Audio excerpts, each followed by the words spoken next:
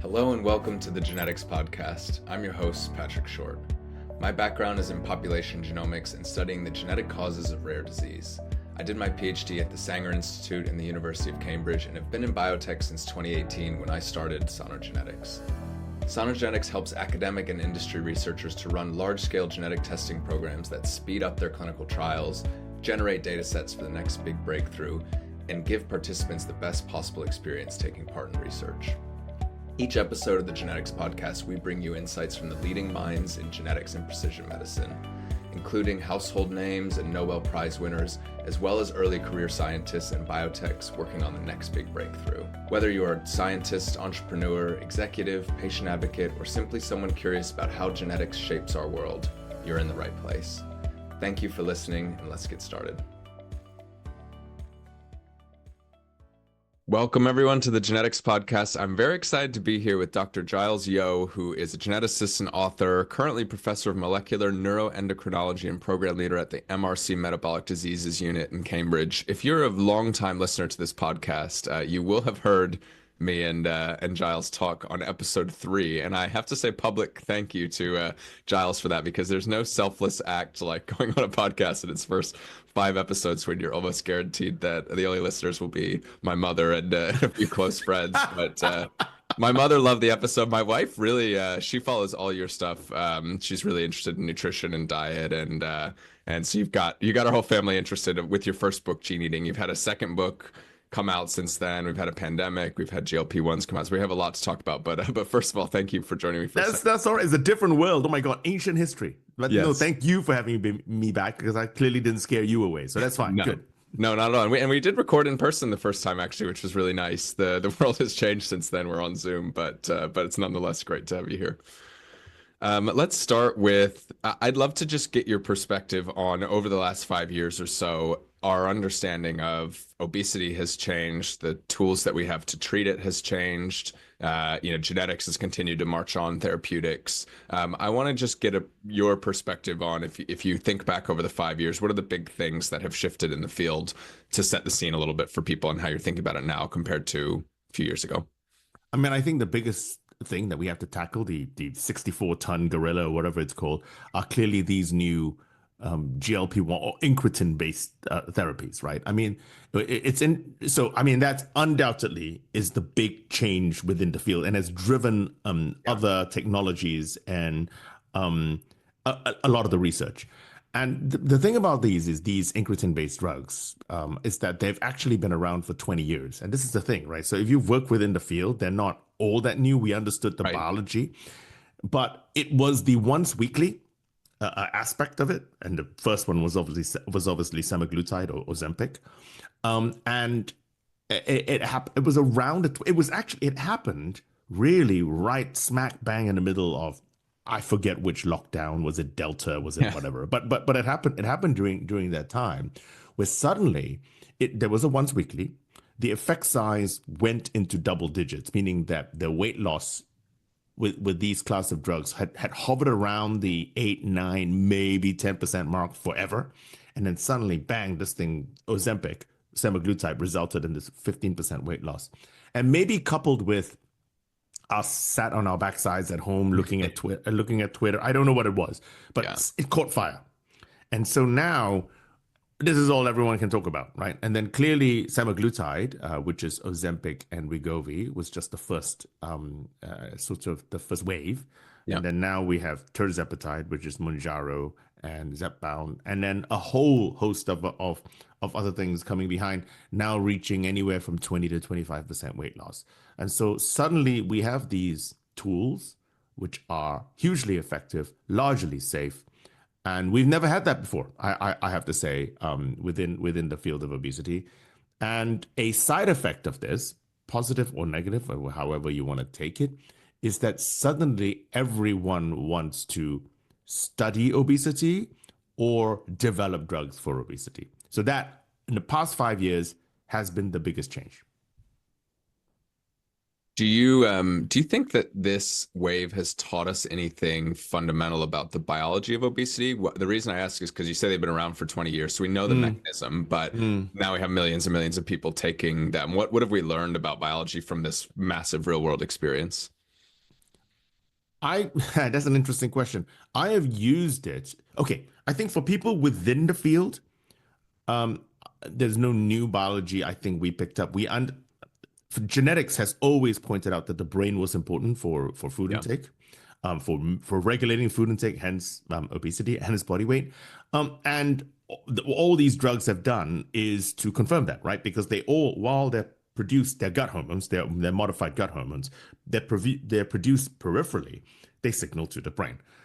What has been interesting is to see people within scientists and actually just the broader public begin to sort of understand it. So two things: that the brain plays a role, and you might think it was obvious, but maybe not to people outside. But crucially, that this has shown us that actually there is a hormonal basis to regulation of food intake.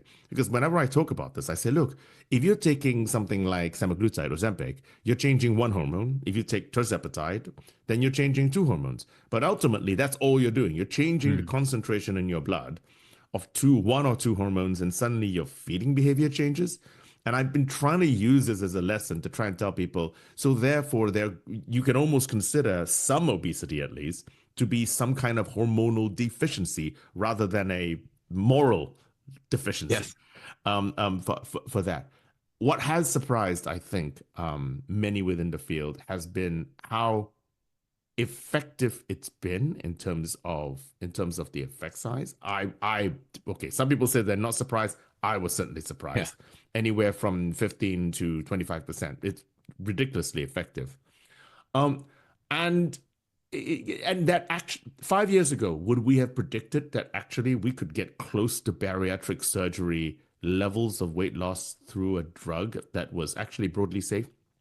No, Very. Yeah. I don't think we would have. Many of us would have sort of put down money on that. Or certainly, I wouldn't have. Are there any, there's a lot of talk about impacts beyond obesity on Mm. addiction, on Parkinson's. That I know a lot of these studies are in progress. Does the basic biology tell us anything about whether these are likely to be successful or not, or have any of the RCTs shown anything meaningful from your perspective? So, from the neurodegeneration, Parkinson's and Alzheimer's in particular, I think the data, looking at the phase two, I think it's in phase two or is in phase three. It's one of the phases anyway, Yeah. one of the big studies. The data look very, just speaking to people within the field, the data look good. Now we have to look to see the what exactly is happening, but the data look good. Now the why is interesting.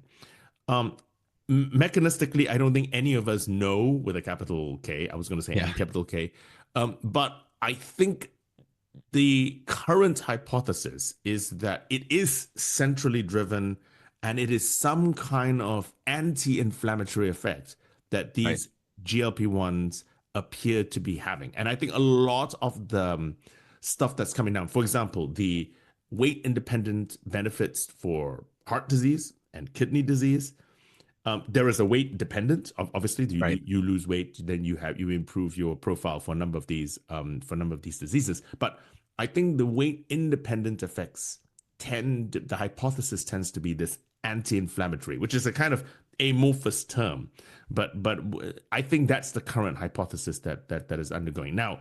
I think it'll be really really interesting in order to do that. The question about the addiction, however, I don't know.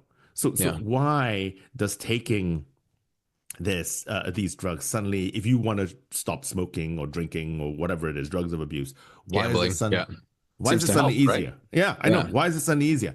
Um, Once again, we don't actually know. My guess, and this is just a guess, is that because look, eating feels nice for most people. This is large way, I mean, in part why we do it.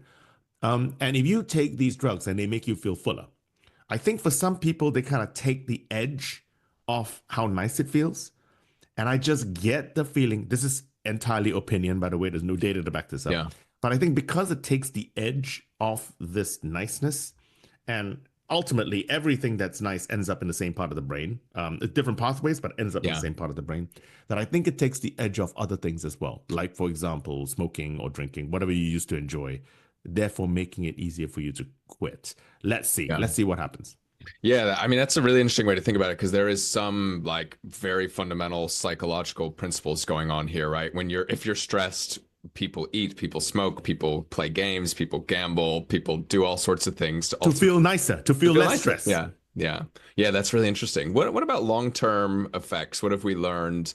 A lot of people, there's a lot of data, but there's also a lot of just fear of the unknown because we've never run this kind of experiment at scale before, right? Are we learning anything about? You mentioned that they're largely safe. Are we learning anything about where they're not safe, or is this a free lunch in some No, respect? I find it highly unlikely as a free lunch. I think the common side effects are known. Okay, Yeah, it tends to affect the gastrointestinal tract because of the biology of the source hormone.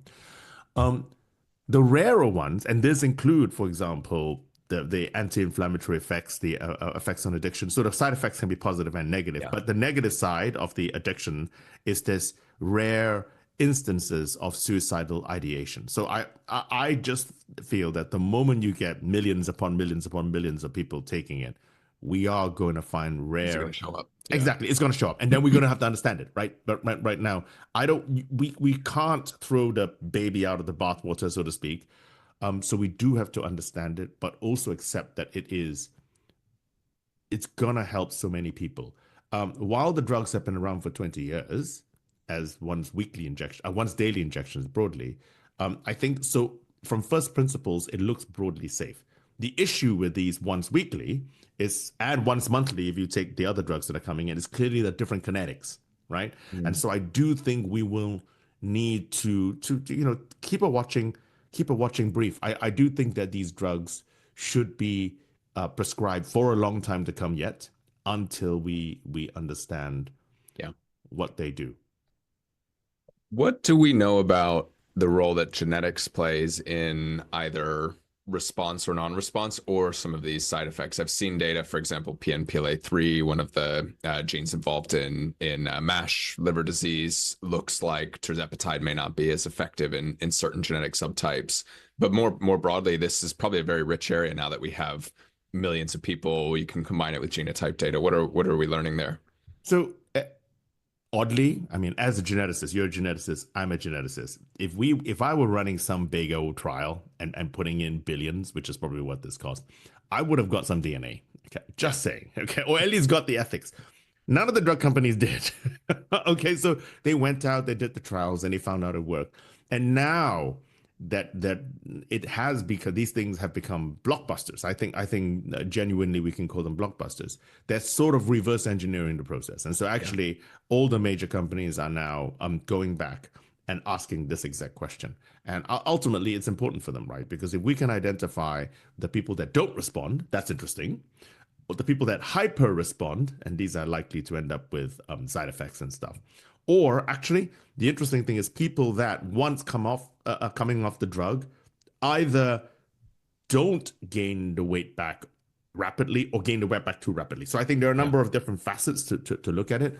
And this is going to be really fascinating. I'm not personally involved in some of these studies, but I know that a number of my academic geneticist colleagues who are, clearly, why would these companies reinvent the wheel? I know they have in-house yeah, geneticists, but they're going to engage with people, experts within the field in order to look at it. So it's currently being done, but not yeah. originally. It was not done originally, which was a Right. shame in some ways. Yeah, my hypothesis on that is that I think the incentive of the industry probably they want to push for the broadest label possible. But as soon as there's a lot of competition, then that no longer becomes you want to get there first so as many people as possible. But now we're in the phase where everybody needs to understand where does our therapeutic really work and where is it really not, and then how do we position right in a much more crowded market than it was 5 years ago. I mean, I think competition is always a good thing. I think actually all of these companies, even though they're in competition with each other, when we're dealing with obesity and all of its attendant comorbidities, it's a pretty big pie to split Yeah. up. I think there's gonna be, I think it's it's going to be fine for the drug companies. I'm not feeling sorry for them. I No. think they will end up making a lot of money from this, and actually end up hopefully helping a lot of a lot of people. What is going to be interesting, though, and I realize this is not the genetics element to it, but nonetheless, um, there's been a lot of talk about it's these drugs. Let me tell you something about these drugs that are interesting. So we live in a country with an NHS, okay, and so clearly the vast majority of us get our drugs from the NHS, whatever drugs we happen to be on. This is the one example that I can think of, bar aspirin or paracetamol that we go to Tesco's to buy. Right. The vast majority of people on these drugs are taking it in this country privately. Now, Yeah. that is an interesting phenomenon. I think there are people saying that it's too expensive for the NHS or this or that or what have you. Um, I think this cost is I don't think it's that expensive. I mean, by drug standards. Yeah. B, it's a short-term problem. First of all, because of competition, and that market forces will push down prices. Yeah. But crucially, these drugs are going to come off patent. And Ozempic comes off patent in 2032. 7 years, yes, long time, not that long. Yeah. The moment it comes off patent, suddenly it's now 150, 200 pounds a month. It's going to drop tenfold. It's going to suddenly be 10 or 20 pounds a month. Then we'll get real, true penetration, I think, of these drugs through the population. Yeah, that is wild to think about, because it is cost prohibitive for most people out of pocket today. But it won't, like you said, we were speaking on this podcast 5 years ago. It's not hard to imagine 5 years in the future this being exactly right. I mean, this is like exactly the same period of time that we last spoke. Don't say that; it makes me feel old. Yeah, but anyway, I know, me too. Yeah, a lot has happened since then. Well, I'm not going to say last because I always end up with one more question, but I'm curious about other genetic targets, orthogonal genetic targets potentially, because you talked about we've got one or two hormones that you're hitting. Are there other things that big GWAS studies are telling us about other ways that we might be able to tackle obesity, whether it's also in the brain, but through some different mechanism or through some other mechanism? Because there's a few. It's largely driven by behavior and the brain, right? But we can also go after fat storage or other kinds of mechanisms, right? Or what do we know about what else is coming down the pipeline? So I think there are two. We can almost divide this into two. There are obviously efforts to target the causes of obesity. So this tends to be the food intake stuff, stopping you eating in order to get you. And this semaglutide and tirzepatide would fit in this. And I think there are a couple of things that are not coming online, preclinical stuff that we're beginning to identify. Work that I'm doing, for example, trying to identify new genes or through genetics within the brain. And we have also been the other thing we've been doing is looking and mapping the feeding circuitry of the brains using these spatial transcriptomic approaches and layering on genetics to try and identify new drivers. So that's one aspect to it. The second aspect is the comorbidities, right? Because what that happens is, well, why are there people who are larger, close to obesity? I mean, we can debate whether there is any true healthy obesity, okay? Or is it just some temporal phase? But anyway, there are undoubtedly people who are larger but still healthy and people who are not anywhere close to as large but still ill. And so I think that is the other thing. Can we unpick the lock of that particular area to say, genetically or otherwise, to say, well, why do some people store fat more safely, okay, and others not? And are there any pathways there that we can tweak, not to stop the food intake to begin with, but actually to improve the comorbidities or the likely comorbidities that there are to actually emerge? Yeah, it's interesting. It's kind of sort of like a metabolic health axis that is different and related, obviously, to intake. But if you've taken that part out of the equation, what remains? I mean, like some of these new, this is still in some ways incretin-based, but one of the new drugs from Lilly, I forgot, I think it's in phase 3, is something called retatrutide. Now, retatrutide is it has the GLP and GIP element to it, so that's fine. But it also targets, it's a triple agonist. It also targets the glucagon receptor. Right. Now, the glucagon receptor is everywhere, including in the brain, but actually particularly richly expressed within the liver. And so retatrutide, for example, in addition to the weight loss elements and what we talked about is particularly good at fatty liver, at actually reducing the amount of fat within a fatty liver. And that is obviously a comorbidity, right? Because if you can prevent that, then you prevent a lot of the other illness independent of your body weight. And so that's a classic example. They've tethered it on to the food intake to sort of maximize the effects. But there are going to be, I think, a host of other targets where you can reduce cholesterol levels or blood pressure or whatever it is, independent of the weight loss. Yeah, yeah, interesting. When we spoke 5 years ago now, almost 6 years ago, I guess, you changed the way that I think about obesity and genetics. In particular, you mentioned this earlier, but viewing it as through the lens of evolution, I guess, is really the way to think about it. I think most people who haven't studied this have a very surface level view of it's got something to do with the way we store fat, the choices that we make. But when we spoke about this, and there's been a lot of work on this in the past few years of really understanding it as we have this evolutionary drive that's been built into us a long time ago, and our world, we're not wired for the world that we live in, where there's an abundance of food. And I think the GLP-1s have proved this in spades, that it's about behavior, and it's about the things that our brain causes us to do in this environment that we've really not been evolutionarily trained for. I wonder if you could talk a little bit about that, because I think it's really important for people to understand that the different axes on which this operates and how it's not.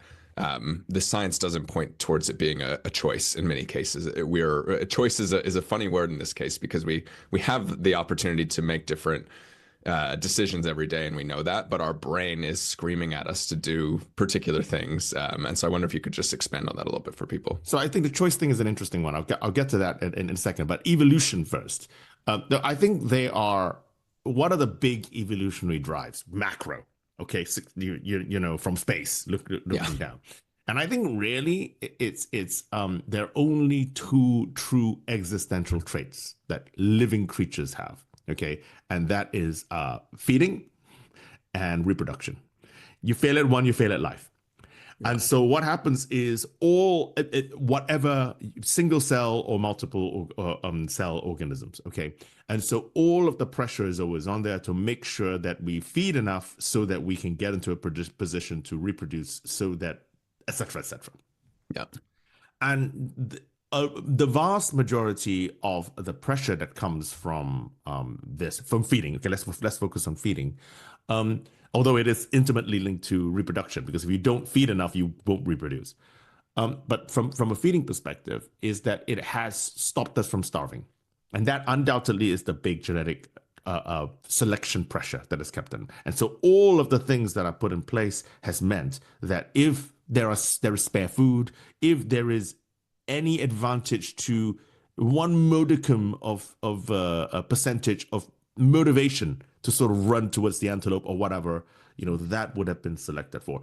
This is not to say there hasn't been any selection pressure on being too large, okay, just fewer. Clearly, if you are too large, you'll get eaten by the saber-toothed tiger, okay? Right. And I think a classic example of being too large is the peacock, okay? How large can the feathers get before they get eaten, versus I need a mate? And Right. the peacocks I would say peacocks are probably Pushing the limits. Exactly, pushing the limits. But so I think we have to consider everything that we, and how we respond through that prism, right? Yeah. And for the vast majority of time, we had not enough food, even through agriculture, even 50 years ago, all right? Where this is why people says, well, but we were skinny with 50 years ago, which is probably broadly true. That we have brains, put simply, that are designed to face a feast-famine scenario, which is how we were. Sometimes we had the antelope, sometimes we didn't. This concept of a feast-to-feast environment, which is what we're living in, is a contemporary one. And so hence we have a brain that is maladjusted for a feast environment. And then throw onto that the genes, right? Because you say, well, but not everyone is fat. And that's true. Obviously, that's true. So I think what has happened is our genes haven't changed, clearly. But in one environment where we have not had this constant food push from the environment, we're fine. But suddenly we have Uber Eats, and suddenly I don't even have to go to the shop. I can, from my couch, I can call food, right? Someone can walk the food to me. then this availability has suddenly exposed people with susceptible genes that are more likely to the one example I would give is this. Actually, when I first moved to the UK, this would have been the early 90s. Shops did not open on Sunday. Yeah. So if on a Sunday in 1990 whatever, okay, I wanted a bowl of cereal, but I didn't have cereal or milk, tough. Right. I had to wait till Monday, right? Because there's what am I going to do, right? So I could not deliver. Even if I wanted it, I couldn't deliver it. Today we can. And I think that's the difference. Where suddenly my desire for cereal can be instantly, you know what I mean? Yeah. Almost saying, yeah, you can now get it. So I think that from an evolutionary perspective, we need to understand, which is why fixing the environment is, from a policy perspective, is crucial, together with drugs and education and other things, is crucial to actually trying to fix the obesity epidemic to begin with. Now, the second part of the question, I forgot what it was now. We're talking about evolution. We were talking about I forgot. I sorry, I went blah, blah, No, blah, blah, blah, I blah. think you nailed it. I mean, I like my reflection on that is really similar to yours. I'm from the US, as people can probably tell by the way I talk, but I live in the UK. I spent 3 months in the US last summer, and even the difference actually between Cambridge, if I drive from one side of Cambridge to the other, I don't pass a single fast food restaurant. I can make it home without Bojangles and McDonald's getting in my vision. In suburban North Carolina, a 15-minute drive, you will pass 15 different fast food options. And it's even interesting to just think about the difference between those two environments that I was in. And the UK has its challenges, but that opened my eyes a little bit to how different actually to quote unquote Western environments with Western diets still can be. And even in the US, you go to plenty of places where you don't have that phenomenon. But just driving by them every day, the option is always there to pull into the drive-through and grab a chicken biscuit. Yeah. I remember this. I remember what you're talking about, the choice option. So Yeah. The choice option is this, right? Where let's go to your example, where you're driving past, you see the chicken shop, you see a McDonald's, and you may choose to turn into the drive-in or whatever you're doing. But my take on this has always been this. It's a nuanced take, okay? That we do not gain or lose weight overnight. Now, any given meal, no matter how large, is not going to change our weight, right? Yeah. Our weight is the function of thousands of feeding events that have happened over the past few years. But I think where genes come in, your genetic hand of cards, is that it makes some people a little bit less likely to say no. So 5% is probably the kind of range we're looking at. Now, when you take 5% over thousands of feeding events, that's hundreds of thousands of calories. So while each individual meal is a choice and you can say no, in casino terms, the house will always win. Over a lifetime, if you say 1 out of 20 times, you say, I will turn into to the shop, that's hundreds of thousands of calories different over a few years. Yeah, I think that's a great way to put it. It dovetails to one of the questions I had for you, which is around you and your colleagues, people you worked with, have studied lots of rare and ultra rare syndromic forms of obesity, often affect children. People may be familiar with these kinds of cases. That's one end of a barbell. On the other end, we have common complex obesity we've been spending most of the time talking about. I'm curious whether this is a continuum and what those rare and ultra rare and the genes we've identified there have to teach us about common obesity and vice versa. I think you're right. When we first started, we sort of siloed them into monogenic rare causes of obesity with large effects for actually any disease versus polymorphisms with each having a small effect. Undoubtedly, we now know it's a spectrum. Okay, where there is a whole flow because for two different reasons. First, and this is stuff we knew a little while ago, that when you look at the GWAS genes that actually appear, or at least the genes closest to the loci that actually appear, a lot of them, when you look, also appear as rare monogenic loss of function mutations. So we understand that actually, if you have severe mutations, deletions, and things in some genes, you end up with severe phenotypes, whereas subtle polymorphisms result in subtle phenotypes. So clearly, similar pathways are involved, just to differing degrees of perturbation. Now, What has recently happened, and because is XWAS, this so-called exome-wide association studies, where you take whole exome sequencing at scale, and instead of using each individual SNP as the statistical moiety which you're testing, you sort of do a gene burden test. You take all of the changes, rare or common, collapse it into the gene. So this XWAS studies. And what has happened there is actually the moment you do whole exome sequencing and you can find all the unknown unknowns, shall we say, of these genes and rare causes, suddenly you're seeing far more nuance in terms of what do we mean by population level changes, because we have done XWAS studies and identified genes, rare. In UK Biobank, we found in this one gene called bassoon, okay, so we published last year, where we found 65 individuals in UK Biobank, with protein truncating variation, 65 out of 500,000. But the effect size was 4 BMI points. It was at the population level, the largest we have seen, but rare. And so that is what is beginning to inform us, these new technologies, that actually these silos make no sense. And I think we have to sort of study it. We can use both. In fact, what we do now, actually, because of our access to these whole exome, whole genome sequencing, is we will start with the rare loss of function mutations, bypassing the problems with GWAS in the past, where we didn't know what gene was evolved and it was too small. Whereas you self-identify the gene because of their loss of function, but then go back to using GWAS and SNPs to ask, are there subtle variations that then give you a more subtle phenotype?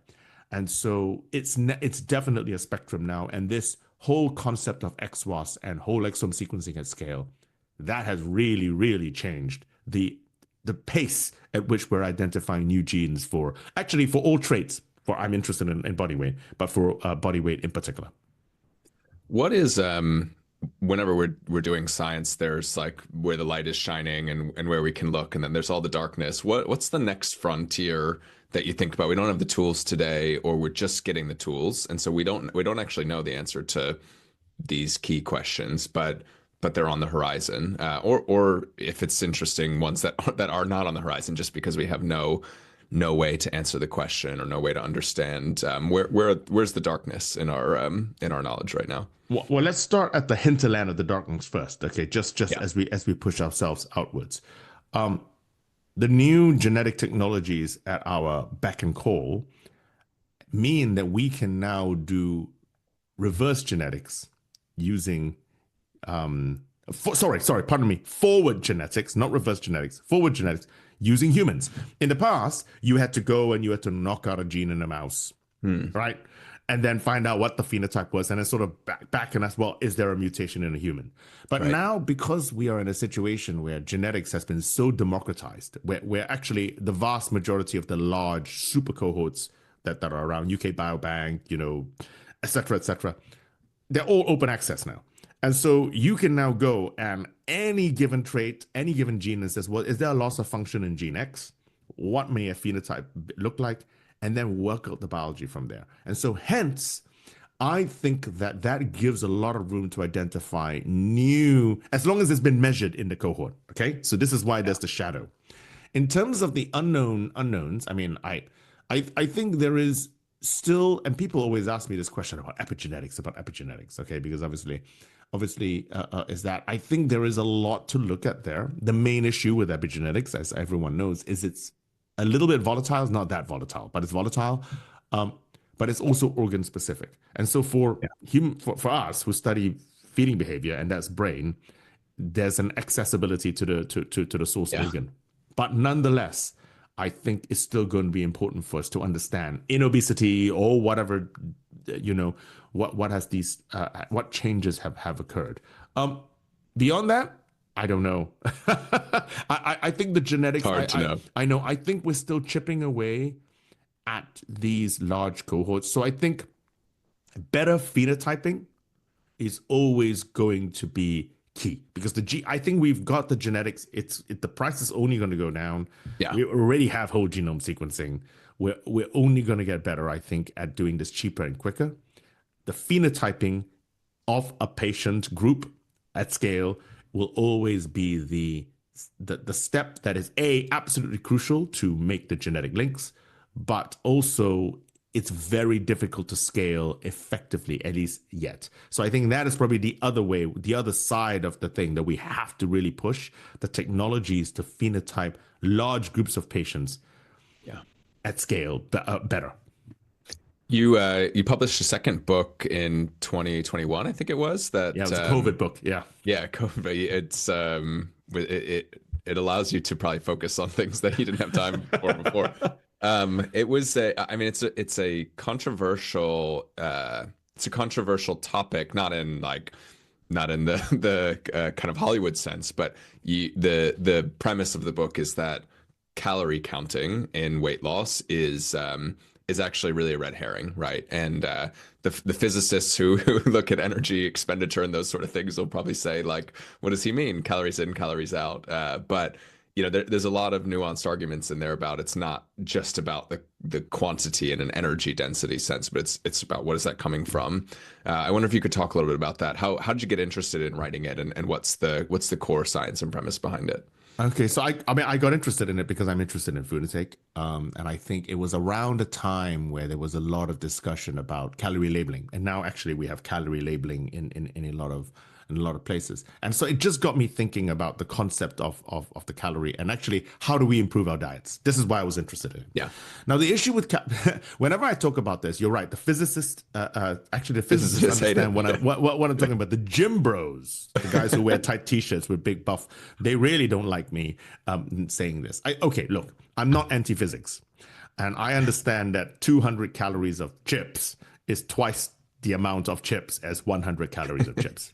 But I guess so is 200 grams of carrots, twice the portion of 100 grams of carrots. And no one is trying to compare 200 grams of carrots to 200 grams of chips. Ultimately, that's it, right? Where calorie is a one-dimensional measure. It measures how much food is actually there, but it doesn't actually tell us anything about the nutritional content of the food. That is why I think they don't count. That's the first thing. The second thing is we eat food and we don't eat calories. Yeah. So what happens is we eat, yes, a calorie is a calorie once it's in you, within your mitochondria as a little poof of energy. Okay, yes, you're absolutely right. Then a calorie is a calorie. But the process of getting a piece of food, be it a celery, sugar, or a piece of steak, into you and into that poof of energy requires, depending on what you're eating, differing amounts of energy. And so you have to put in energy to get energy. And the more complex or the more fibrous or the more thingy, the more energy it uses. So the food matters, even when once a poof of energy in you, that is equal. You're absolutely right. But we eat food. We don't eat calories. So broadly speaking, that's what the book is. And that's probably why the physicists like you, because you've made it clear that, like, we're talking about the whole energy in the system, right? Not just because you're exactly right. A carrot takes, I mean, we've all heard these stats before, but I think a carrot may take more calories to digest than it actually contains, right? So it's like one of these nearly neutral kinds of foods, whereas a chip will just fly through you, right? Exactly. Yeah. Yeah, that's interesting. What is that? I'm wondering about the implications on how we as a society design policy and food systems. What's like, if you follow that premise, what does that lead us towards? Okay, so I think if we follow that premise and look, what is the aim? The aim ultimately is to get the population healthier. Okay, so to that, I hope that's everyone's aim. So let's assume that's the aim. And if we make a second assumption that part of that aim has to be to improve the diets of the population, how do we do that? And I would argue just by putting calorie counts on a menu is not going to do that. So I think what we've got to do is to try and sort of label, because I don't think it's an information issue. Because if you go into a supermarket and pick out a prepackaged food and look at the back, all the information is there. Yeah. I mean, in very small font and in low lighting, it's just terrible to read, but all the information is there. It's not like there is a lack of information. So putting more information on there, I don't think is helpful. I think what we need to do is highlight the right bits of it, or the more appropriate bits of information. To my view, and this is just my view, I think what we have to do is to highlight nutritional density. So for example, how much protein is there in this particular food, how much fiber is there in this in particular food. And you're right, don't do it in grams because I don't know what 20 grams of protein looks like, right? Whereas I think there should be the traffic lights that exist at the moment, traffic light signals, rather than doing it for calories, rather than doing it for some other things, do it for the amount of protein in the food, the amount of fiber in the food, the amount of maybe saturated fats in the food or whatever, or free sugars. I think that there are items that we can pick out that will improve the quality of the food that we're actually eating. And I think that is what should be highlighted rather than calories, which is easier. I appreciate that because it's a number, it's a single thing. Yeah. But that doesn't mean that it is the best way to approach this. What about the great debate going on about processing, ultra processing? What are your thoughts on that? Because this is a lightning rod at the moment. It is a lightning rod. So just briefly, ultra processing is most foods we eat, aside from if I walked out into the garden and plucked an apple off a tree, has been processed. Okay, cooking, fermentation, these are all processes. Ultra processing, quote unquote, are industrial processes that we can't replicate in a domestic situation in our kitchen, for example. And once again, I'm a nuanced person. For my sins, and there is a nuanced argument to it. And whenever I say this, people think I am funded by big food. I am not. Okay, but it's interesting. My issue with the concept of ultra processing is it's too blunt a tool. It's too broad a church. It includes too many things. Now, there are certainly foods, and we talked about some of them that you may be driving past in North Carolina or somewhere, where I think is uncontroversial that actually we probably shouldn't be eating as much of. Okay, and I think most of us can agree on a key group of foods. There are, however, a huge number of foods that lie in a gray area. Let's take one example. Yogurt. Okay. Now, if you have yogurt, just a white natural yogurt, that is processed, it's been fermented or what have you, it's not ultra processed. But if you buy certain brands of yogurt where they have, for example, put crunchy stuff in or maybe a little bit of jam in or something in order to flavor it, suddenly the whole yogurt becomes ultra processed. Now, a teaspoon of jam into it suddenly makes the whole thing ultra processed, and this is now suddenly evil for you. I don't know, right? It's very, very different from something which has been constructed from molecular basis from recovered something meat product, right? And so, and the other thing is probably supermarket bread. Now, taste aside, I realize the bougie bread down at your bread, sourdough bread is delicious, okay? Yeah. But it also costs £5 a loaf, right? Now, if you go to the supermarket and buy your 30 pence, pack of white loaf, yes, it tastes not as good. Okay, fair. But is it bad for you in a sense where suddenly it's going to kill you? And bread is flour, yeast, a bit of salt, some water, maybe a little bit of sugar, maybe. And in a supermarket loaf, maybe some emulsifiers and things. And so that's my problem with ultra processed. I think it's such a broad church. Yes, when you do the association studies, sure. If I have too many chicken nuggets, it's not going to be great for me. I don't think that's a big surprise. But I think we need to be more precise. And I think ultra processed is too broad a church. That's my opinion. Yeah, I think it's fair. And it strikes me as a challenging question to answer because for two reasons. One, running RCTs, randomized control trials, in something like this is nearly impossible. Crazy hard. But I think there's a second factor, which is because we run crazy hard RCTs in gene therapies and things like that, but there's a clear financial motivator. Someone is developing a new therapeutic, and I'm not sure who benefits from settling this question of labeling the different degrees of ultra processed. I don't know if there's even any entity that has the financial incentive to run the big RCT to answer that question, right? I'm not sure who, and this is not a conspiracy. It's just that it's such a broad question. It's so important to our health to answer, but it's it's an academic level question that then becomes insanely expensive, right? How do you measure what somebody eats constantly all day for tens of thousands of people? It's just hard. But I do think it is important, at least for us to think about about nutritional quality, and ultimately this is what we're talking about, right?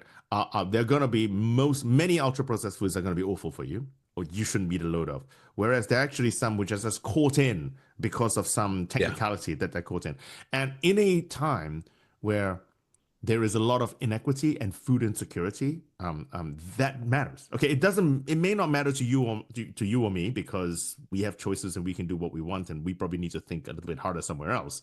Yeah. But if you are within the bottom quintile of socioeconomically, and you have very few choices because of a lack of cash, a lack of time, then we shouldn't be food shaming people. What we should be doing is trying to equitably improve the food environment rather than taking food that actually is fine for you and sort of wrapping it up in some judgmental statement. So I agree that it is very expensive to answer in certain aspects, but I think in other aspects, I think we do need to really think harder, and it's crucial about equitable nutrition, for across all of society.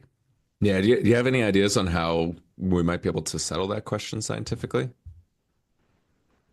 I think, look, all the information is there because when you manufacture a food, this is obviously not going to the butcher and buying a piece of steak. It's a very different thing, right?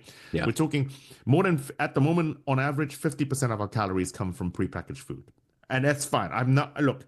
It may be. Some people might think that's an awful thing. Maybe we need to improve it, but ultimately it's kept all of us alive.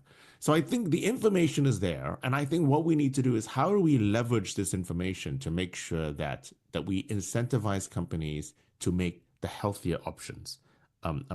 Now, I'm not talking about converting a frozen lasagna into a lentil. I mean, because that's not what I'm talking about, right? But I'm talking about sometimes in life, yeah, I'll eat an apple or a banana and I'm very happy with that. But sometimes in life, you need a chocolate bar. Okay, sometimes life demands a chocolate bar. The question is, can we take a chocolate bar? Because sometimes there are chocolate bar moments and make a healthier chocolate bar. Can I put more fiber in it? Can I put more protein in it? Can I, sort of Trojan horse in some more minerals, so that when you are in the chocolate bar mode, you can have a healthier chocolate bar. It's never going to be healthy, quote unquote. But I think that is the kind of thing that we need to be thinking about. Yeah. Yeah. I think it's a very, there's some common sense principles to this as well, right? Like I think about the foods that if you left them outside, how long would it take them to mold, right? Yes. There's some of these things we could just say, okay, we've all seen the McDonald's cheeseburger that takes 3 months to mold. So we could probably agree that there's correct. There's something going on there, but everything else is more nuanced. Yeah, I think so. And I think we need to discuss this in a non-hysterical fashion. And we need to discuss this where and I have this discussion, say, with you, okay, that no one is saying I'm funded by big food because I'm trying to defend some elements of it. You know what I mean? It's just, it's so non-hysterical discussion is how we're going to get into at least fix some of these more knotty problems. Yeah, totally. As we wrap up here, I'm curious about what's next for you. You've had a prolific last 5 years, multiple books, tons of great research work. What are you most excited about now? Personal, professional?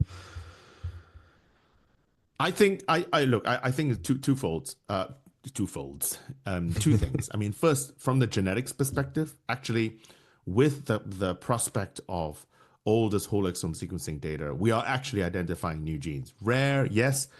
So I'm not talking common causes of obesity, but actually it's beginning to sort of open up the map a bit more. And I'm really, really interested in doing that. So that's the first thing. The second thing is we are now getting, with the technologies available, we're now having the ability to, all of the feeding circuits prior to the past few years have all come from mouse studies for obvious reasons, okay?